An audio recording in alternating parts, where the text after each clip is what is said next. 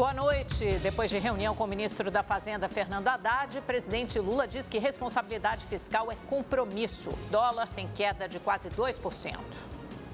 O governo diz que não vai mais fazer leilão para comprar arroz. Para o ministro da Agricultura, o Brasil precisa apenas de incentivo à produção nacional. E você vai ver também. Lula lança plano safra com valor recorde de 475 bilhões de reais. 400 bilhões serão direcionados para médios e grandes produtores e 75 para a agricultura familiar. Operações das polícias civil e militar deixam 7 mortos em comunidades do Rio de Janeiro. Um dos chefes do Comando Vermelho, que treinava com fuzil e colete à prova de balas, é preso.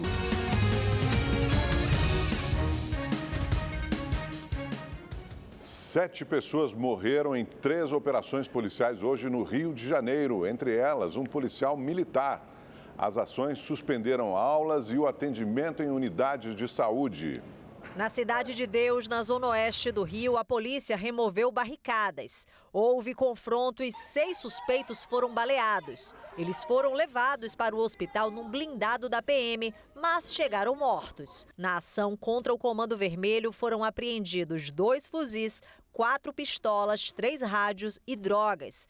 12 escolas ficaram fechadas. Em outra ação da PM contra a mesma facção, o capitão Rafael Galvão da Costa, de 41 anos, foi baleado na cabeça. Ele chegou a ser socorrido, mas não resistiu.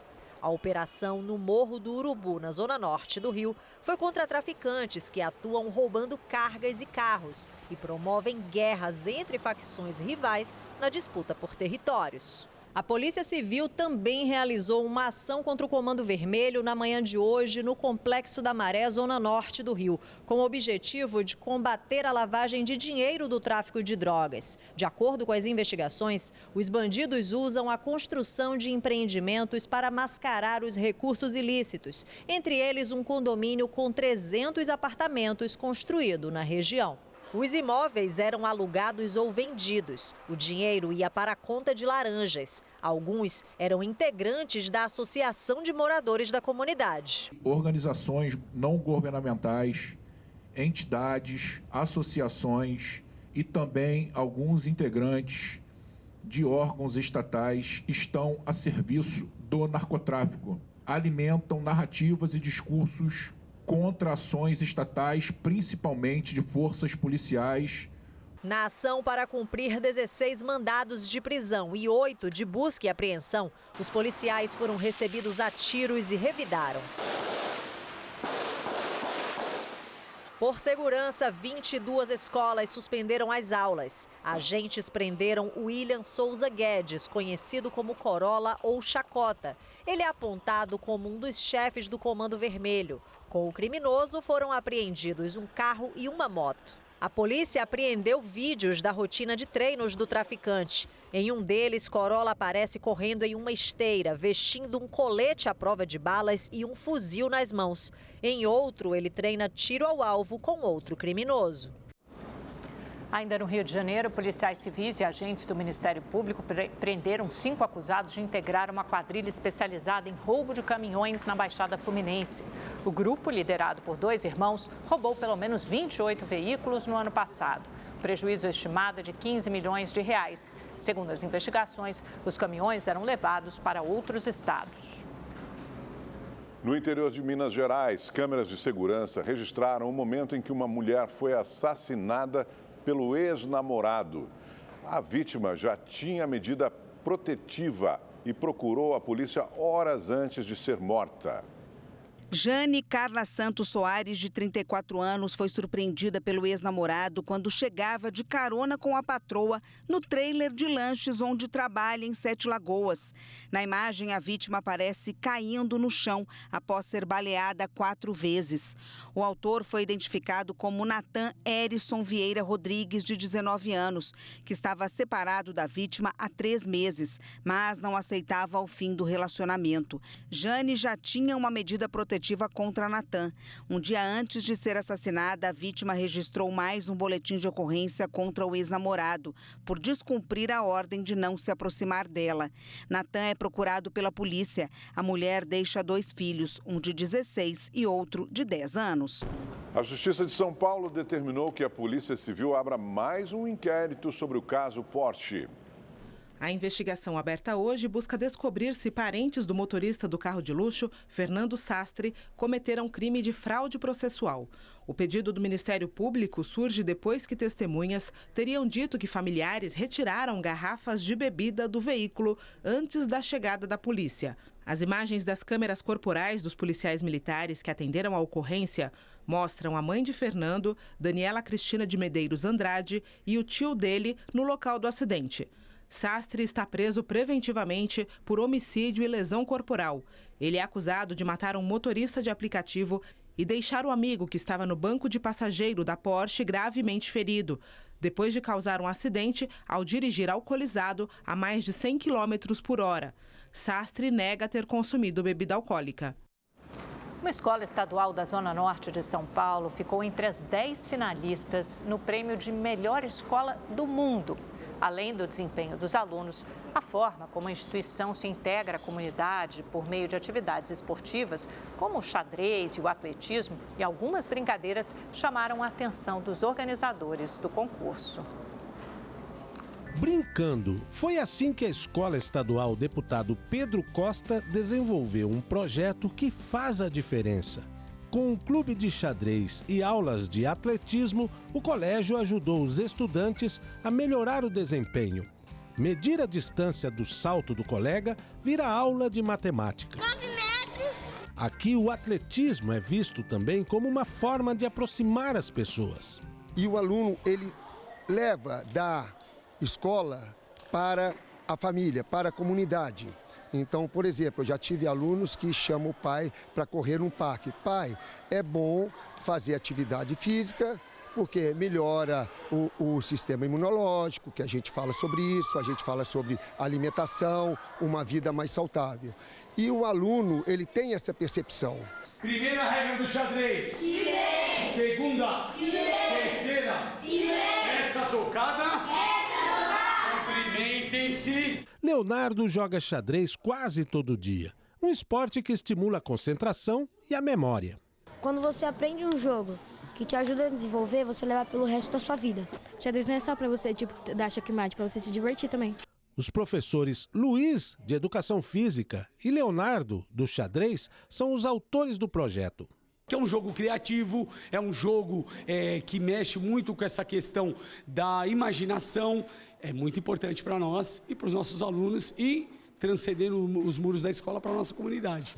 E foi assim, com atividades como essa, que a Escola Pedro Costa, aqui na Zona Norte de São Paulo, foi escolhida numa plataforma global de educação com mais de 200 mil professores de 100 países como uma das melhores do mundo.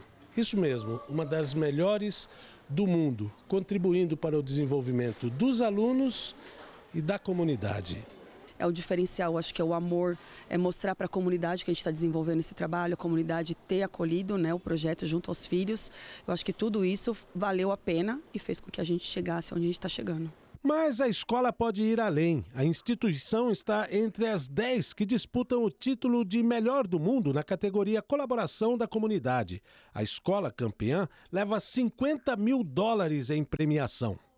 Alunos interessados, querendo aprender, se sentindo bem, se sentindo acolhidos. Então são alunos que vão terminar aqui o Fundamental 1, vão com mais conhecimentos, com mais experiência, com mais visão de mundo para continuar os seus estudos e realmente conseguir realizar o seu projeto de vida.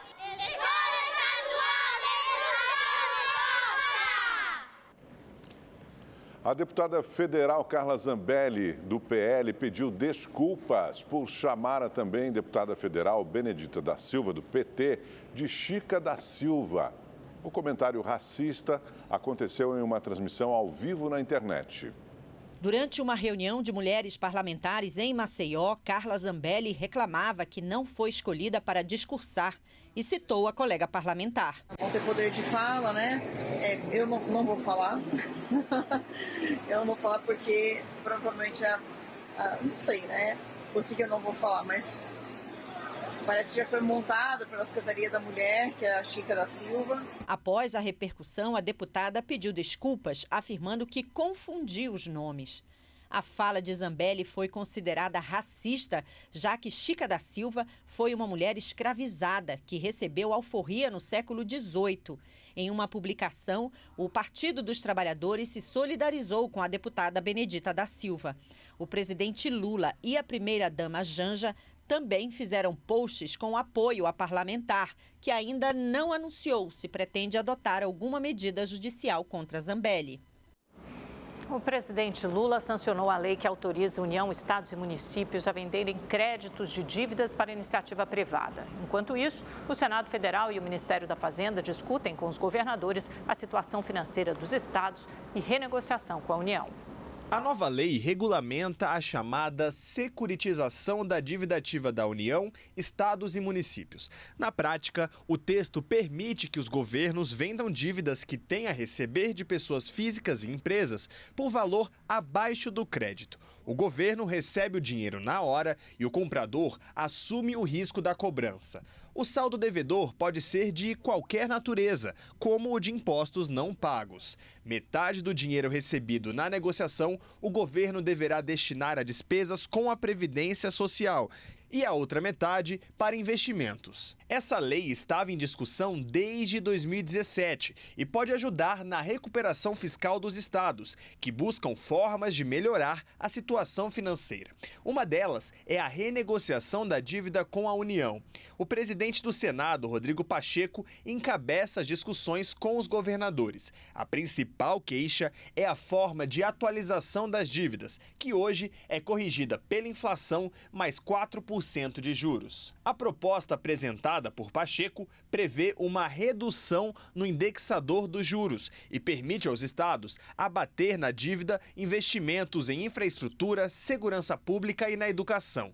Os governadores defendem o fim dos juros e questionam como será esse abatimento. O governo federal quer fechar um acordo nos próximos dias. Ainda há pendências que as negociações vão superar e o presidente Rodrigo Pacheco, como o senhor sabe, como presidente do Congresso Nacional e do Senado Federal, que é a casa da federação, está nos ajudando, a Fazenda, o governo em geral, nos ajudando a equacionar essas pendências para que o projeto de lei complementar de repactuação possa ser apresentado e aprovado ainda antes do recesso de julho. Depois de uma disparada do dólar nos últimos dias, o presidente Lula afirmou hoje que responsabilidade fiscal é um compromisso e que o governo não joga dinheiro fora. A declaração aconteceu depois de uma reunião do presidente com o ministro da Fazenda, Fernando Haddad.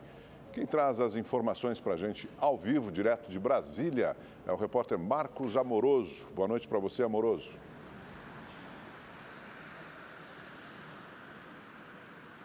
Boa noite, Augusto, Amanda e a todos que nos assistem. Pois é, essa fala do presidente Lula aconteceu durante um evento aqui no Palácio do Planalto. Antes desse evento, o presidente se encontrou numa reunião fora da agenda com o ministro da Fazenda, Fernando Haddad, e segundo a assessoria, essa conversa foi para discutir as questões fiscais. Haddad vem defendendo que é preciso melhorar a comunicação sobre os bons resultados na economia e também na defesa das contas públicas. Em seguida, o presidente, que vinha repetindo aquelas críticas ao Banco Central e também a alta do dólar, reafirmou o seu compromisso com o equilíbrio fiscal. Vamos acompanhar o que disse o presidente. A gente vai ter uma política econômica que vai fazer esse país crescer, a gente vai continuar fazendo transferência de renda e a gente, ao mesmo tempo, vai continuar com a responsabilidade que nós sempre tivemos. Aqui nesse governo, a gente aplica o dinheiro que é necessário, a gente gasta com educação, com saúde aquele que é necessário, mas a gente não joga dinheiro fora. Responsabilidade fiscal não é uma palavra, é um compromisso desse governo desde 2003 e a gente manterá ele à risca. No fim da tarde, o presidente voltou a tranquilizar o mercado e disse que o país tem de estar calmo, porque tudo é favorável e qualquer coisa que fuja desse rumo será reajustado. Haddad, por sua vez, também comentou a queda do dólar e disse que uma comunicação bem feita melhora tudo. E ainda falando de economia, Augusto e Amanda, o grupo de trabalho da reforma tributária se reuniu com o presidente da Câmara, Arthur Lira, por várias horas no dia de hoje para acertar os últimos detalhes da regulamentação. Entre os pontos discutidos principais estão a isenção ou não da carne e também a tributação das apostas esportivas. Esse projeto deve ser apresentado com mais detalhes amanhã. Nós conversamos com alguns deputados que disseram que o texto a ser apresentado vai ser bem diferente daquele que o governo entregou à Câmara em abril deste ano e que eles estão fazendo de tudo na tentativa de deixar a alíquota do imposto de valor a alíquota geral do imposto sobre valor agregado a ficar abaixo dos 26%. O presidente da Câmara, Arthur Lira, disse que quer colocar o texto em votação na próxima semana e ele mostrou resistência quanto à isenção da carne, dizendo que a inclusão da proteína na cesta básica pode ter um impacto muito grande na alíquota geral. Volto com vocês aí no estúdio. Obrigado, Amoroso. Vamos ver então como ficou a cotação depois da leve alta registrada ontem. O dólar fechou esta quarta-feira em queda. A moeda americana terminou o dia cotada a R$ 5,57, uma redução de 1,71%. Hora de conversar agora com o nosso Kennedy Alencar. Kennedy, boa noite. E para isso, bastou uma palavra do Lula, né? Responsabilidade fiscal no meu governo é compromisso e vamos seguir isso à risca. Ele se reuniu com a Haddad de manhã, está reunido com outros ministros da área econômica agora no comecinho da noite. A crise está superada? Amanda, boa noite para você, boa noite, Augusto, boa noite para quem está nos assistindo. Acho que no momento está superada. O Lula entendeu que enfraquecer ministro da Fazenda é um erro, porque enfraquece o próprio governo. E o dia de hoje foi uma vitória do ministro da Fazenda, Fernando Haddad, que tem sido um excelente ministro da Fazenda. E ele teve um encontro com o presidente Lula e explicou esses seus discursos, essas suas falas ruins, pressionando o Banco Central, neste momento pressionam a cotação do dólar na comparação com o real. Isso é ruim.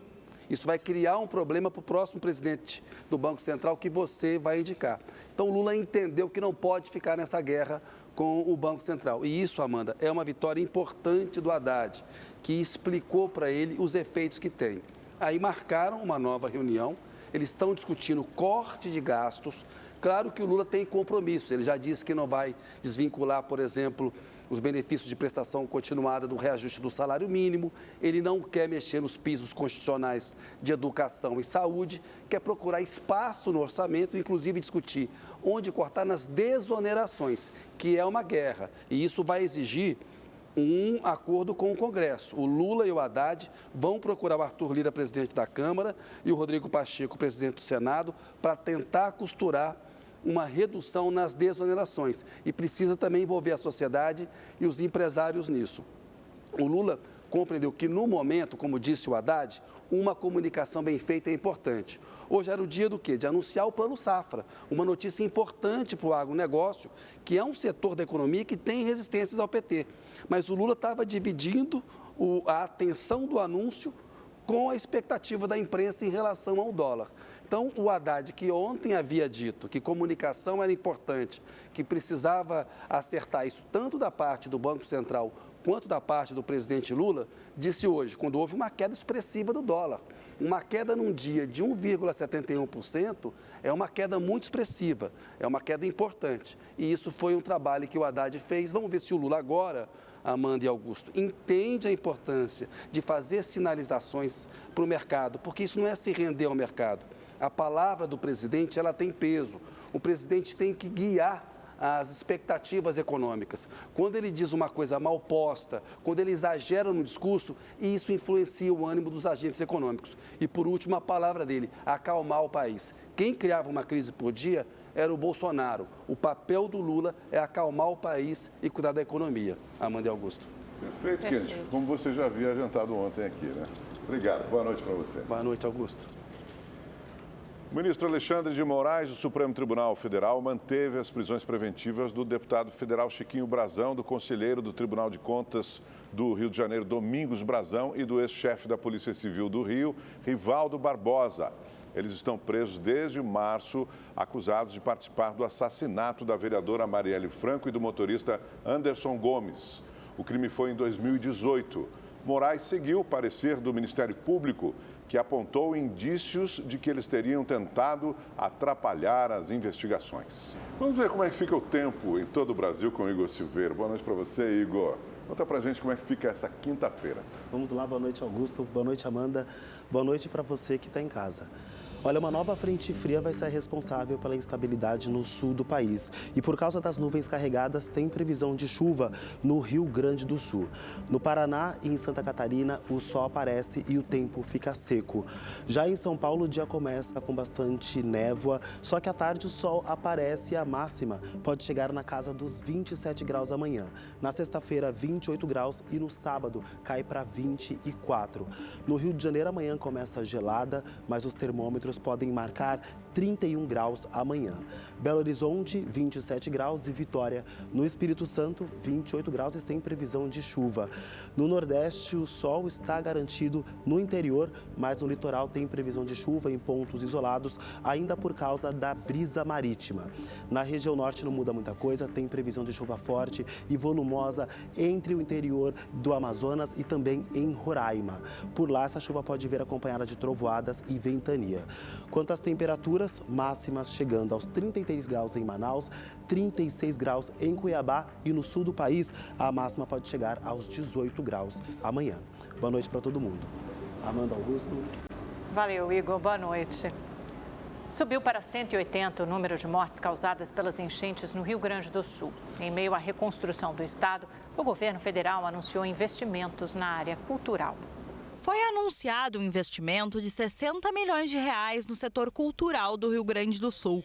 O valor do governo federal será distribuído em ações como bolsas e pontos culturais, grupos artísticos e uma flexibilização da Lei Rouanet para o Estado. Além das bolsas destinadas a agentes culturais, também estão previstos 150 auxílios de 30 mil reais para grupos, espaços e eventos culturais. Outros 30 mil serão destinados aos pontos culturais atingidos pela enchente. Segundo o secretário executivo do Ministério, os agentes culturais a serem atendidos chegam a um número próximo de 10 mil. Hoje nós temos, dentro da nossa plataforma, projetos aprovados em condições de receber recursos que somam 1,5 bilhões de reais, todos do Rio Grande do Sul. A comitiva do Ministério da Cultura também visitou o Centro de Artes e Esportes Unificados de Canoas, o Mercado Público de Porto Alegre e espaços culturais da capital. Neste ano, o Pantanal deve ter a pior crise hídrica já observada no bioma. É o que aponta um estudo inédito encomendado pelo WWF Brasil e feito pela Arquiplan. Segundo o levantamento, a região enfrenta desde 2019 o período mais seco das últimas 4 décadas. De acordo com os pesquisadores, além dos eventos climáticos, a queda da disponibilidade de água no Pantanal tem relação com ações humanas, como a construção de barragens e estradas, também o desmatamento e as queimadas. O estudo alerta para a necessidade urgente de medidas de prevenção e adaptação à seca e para a possibilidade de grandes incêndios. Belo Horizonte recebe o segundo maior evento da indústria da beleza do país. Uma feira que reúne centenas de marcas nacionais e internacionais. O Brasil está entre os maiores produtores e consumidores do mundo no setor, que cresceu cerca de 6 vezes nos últimos 5 anos. Ana Carolina trabalhava numa locadora de veículos e no final do ano passado decidiu abrir um salão de beleza na zona sul de Belo Horizonte. 8 meses depois, ela está surpresa com o sucesso do empreendimento. Eu vi que já era uma área que crescia bastante, né? Tem muita procura, mas quando a gente abre mesmo de fato que eu vi a mudança. Desde quando eu abri eu já dobrei o meu faturamento. O salão oferece diversos serviços: cabelo, unha, massagem, estética facial. Júlia é designer de sobrancelha e cílios. Eu acho que as pessoas começaram a procurar cílios e sobrancelha com essa proposta, valorizar o olhar delas. De acordo com um relatório de uma empresa de consultoria dos Estados Unidos, o mercado brasileiro de beleza cresceu quase 600% nos últimos 5 anos e emprega mais de 480 mil profissionais. O Brasil é o segundo país que mais lança produtos na área de cosméticos e o 4º maior consumidor de produtos de beleza. Nesta feira em Belo Horizonte, profissionais da área têm a oportunidade de conhecer e adquirir produtos e equipamentos. O evento é o 2º maior da indústria da beleza no Brasil. 150 empresas expositoras representam mais de 400 marcas nacionais e internacionais. O Brasil é o país do mundo com a maior diversidade de peles, de cabelo, graças a toda a miscigenação que a gente tem. Então é um grande ecossistema para produtos de beleza. Os visitantes encontram novidades em cuidados para cabelos e unhas, inovações em tratamentos estéticos e demonstrações de técnicas. Pela primeira vez em 19 edições, os métodos de harmonização facial ganharam destaque. A harmonização facial é algo que veio para ficar. E hoje em dia as pessoas estão procurando se qualificar mais nessa área porque a exigência do mercado é muito grande. Camila atuava na indústria farmacêutica e há 4 anos criou uma linha de cosméticos veganos. Depois, passou a investir em terapia capilar. A gente consegue recuperar esses cabelos com massagem epicraniana, laser, LED, óleos essenciais. Com tantas opções de serviços e linhas de produtos, a expectativa de faturamento do setor até 2027 é de 580 bilhões de reais. Depois da indústria farmacêutica, foi o mercado que mais cresceu na pandemia, foi a estética. Então, assim, o céu é o limite. Começou hoje em Olinda, no Recife, uma das maiores feiras de artesanato do mundo, a FeneArte. O evento deve reunir mais de 300 mil pessoas. Artes nas mais diversas formas. De Caruaru, no agreste de Pernambuco, vieram as esculturas de barro de Nicinha, um material de tradição milenar, passada de geração em geração. O barro, para mim, representa tudo, porque a oportunidade que eu não tive em uma sala de aula, através do barro, modelando barro, o barro me deu esse conhecimento que eu tenho hoje, de modelar, de fazer arte, de escrever livros, sou escritora. Quando eu digo que com o barro, eu aprendi as letrinhas de A a Z, realmente eu aprendi.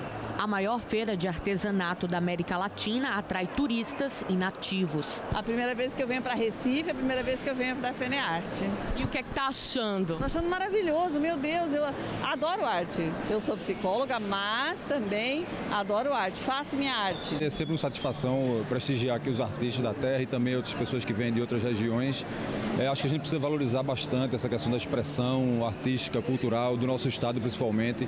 A modernidade também se faz presente. Com o tempo, a tecnologia também vai agregando para o artesanato. E é isso que eu trago com minha técnica. Para quem curte moda artesanal, vale a visita a esse espaço que tem a cara do carnaval pernambucano. A identidade, a autoestima da mulher e através desse ideal todo, a gente levou para as estampas.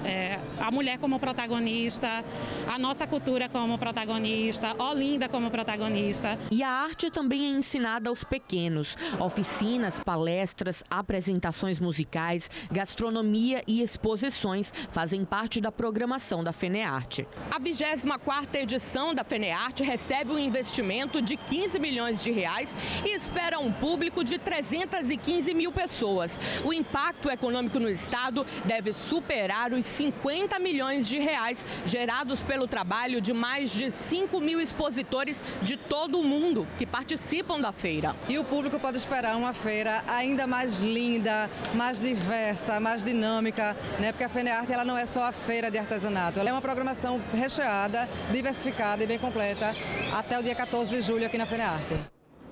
A produção industrial recuou 0,9% em maio na comparação com abril. 16 dos 25 ramos pesquisados apresentaram queda na produção. Já no acumulado do ano, o setor registra alta de 2,5%. Os dados são do IBGE. O Ministério da Saúde ampliou a vacinação contra o HPV para pessoas entre 15 e 45 anos e que fazem uso da chamada PrEP, medicação que serve de prevenção ao HIV e que é indicada para quem já foi exposto ao vírus. De acordo com a pasta, o imunizante pode ser aplicado em qualquer posto de vacinação, além de ser um importante recurso para prevenir essa infecção sexualmente transmissível e também cânceres associados a ela. O presidente Lula anunciou o Plano Safra 2024-25 com um aumento de 10% no orçamento em relação ao ano anterior. Serão mais de 400 bilhões de reais em linhas de crédito, incentivos e políticas agrícolas para médios e grandes produtores, que devem impulsionar o setor agropecuário. 475 bilhões de reais. Esse é o valor do Plano Safra no biênio 2024-2025, um recorde. O pacote para financiar a produção agrícola foi anunciado durante evento com a participação do presidente. Momentos antes, produtos cultivados na agricultura familiar foram expostos na rampa do Palácio do Planalto. Perto dali, na Praça dos Três Poderes, também foram apresentadas máquinas agrícolas. O novo plano será dividido em 2 pontos, um para financiar a agricultura empresarial e o outro para a agricultura familiar. 32% a mais do que era investido de recursos públicos há 2 anos atrás. 16,3 bilhões de reais nos permitiu este maior Plano Safra da história.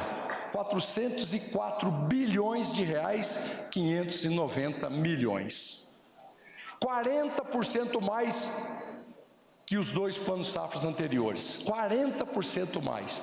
Para os empresários, o governo anunciou um investimento de 400 bilhões, sendo 293 para custeio e comercialização e 107 para investimentos.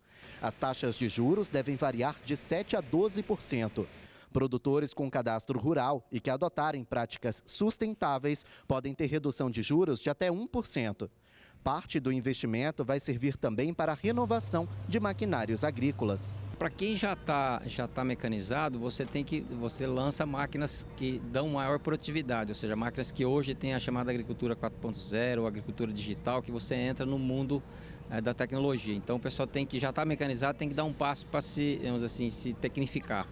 E aquele que não tem nenhum tipo de mecanização, entra na mecanização. Então, tudo isso é um grande estímulo para a agricultura familiar. Você passa a produzir mais alimentos, você pode exportar mais. Para a agricultura familiar, o governo anunciou um investimento de 75 bilhões de reais, um aumento de 6% em relação a 2023 e de 43% em relação ao valor anunciado no governo passado. O Plano Safra é um programa que oferece linhas de crédito para apoiar o setor agropecuário. O valor é emprestado por bancos públicos. A devolução é feita com taxas de juros mais baixas e a diferença é paga pelo governo. Pode não ser tudo que a gente precisa, mas é o melhor que a gente pode fazer. E ele foi feito, de forma interativa, de forma coletiva. Muita gente participou, muita gente deu palpite. Eu quero agradecer ao pessoal da Fazenda, que teve a sensibilidade de perceber que a agricultura familiar tem uma importância muito grande para esse país. E o governo federal não vai fazer um novo leilão para importar arroz. O anúncio foi feito pelo ministro da Agricultura, Carlos Fávaro. Vamos a Brasília conversar com o repórter Igor Damasceno, que traz todas as informações para a gente. E essa é uma ótima notícia para o Rio Grande do Sul, né, Igor?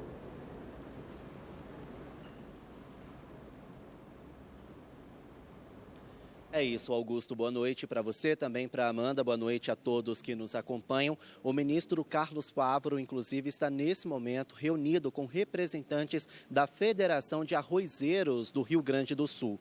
O estado é responsável pela produção de 70% do grão aqui no Brasil e foi prejudicado pela tragédia climática em maio e em junho. Segundo o ministro Carlos Fávaro, o governo vai definir estratégias de estímulo para a volta da produção de arroz no estado e também deve definir estratégias de logística e estabilidade de preço. O leilão foi anunciado ainda em maio, durante a tragédia climática, para evitar a falta de arroz nos supermercados e também evitar uma escalada de preço do produto. Na época, o governo federal anunciou R$ 1 bilhão para a compra de 263 mil toneladas de arroz de parceiros comerciais. 4 empresas foram vencedoras desse leilão, mas a Conab alegou que 3 delas não iriam cumprir o contrato com o governo federal. O leilão foi suspenso e o então secretário de Políticas Agrícolas, Neri Geller, foi demitido. Amanda, Augusto. Obrigada, Igor. Chegou a época mais temida do ano para os pais, as férias escolares. E surge a pergunta: como conciliar a rotina dos afazeres domésticos e do trabalho com os filhos em casa? A Thalita tem 3 filhas pequenas e administra a empresa da família. Quando chegam as férias escolares, casa e escritório se misturam. O computador divide espaço com a pipoca, o pão de queijo e os desenhos das filhas. Por aqui é assim, não é fácil, mas com criatividade, planejamento e amor, Thalita garante que as coisas se encaixem. A gente vai adaptando o dia a dia com o trabalho, né? Como a gente tem que trabalhar e cuidar das crianças ao mesmo tempo, então eu vou separando períodos. Eu sento, trabalho um pouco de manhã, e quando elas ficam um tempo livre brincando, aí depois, a hora do almoço, eu venho, faço o almoço, dou almoço para elas e continuo trabalhando, cuidando delas ao mesmo tempo. Conforme o dia vai passando, elas também têm tarefas. Elas têm que cuidar das coisinhas delas, guardar tudo certinho, deixar a casa em ordem, né? Porque não é só brincadeira nas férias, né? A realidade da Thalita é compartilhada pelas famílias que precisam se equilibrar entre trabalhar, cuidar dos filhos, fugir das telas e também fazer programas que caibam no bolso. A gente estava conversando agora há pouco de tirar ele um pouco do celular para vir passear. Então a gente veio dar uma volta aí para tirar ele um pouco de casa também. É um período mais difícil, mas vamos lá. O trabalho home office trouxe uma nova realidade para pais e mães. Se por um lado, na teoria, eles estão mais próximos da administração da casa e dos filhos, por outro, como administrar tudo isso, mais o trabalho e no mesmo ambiente.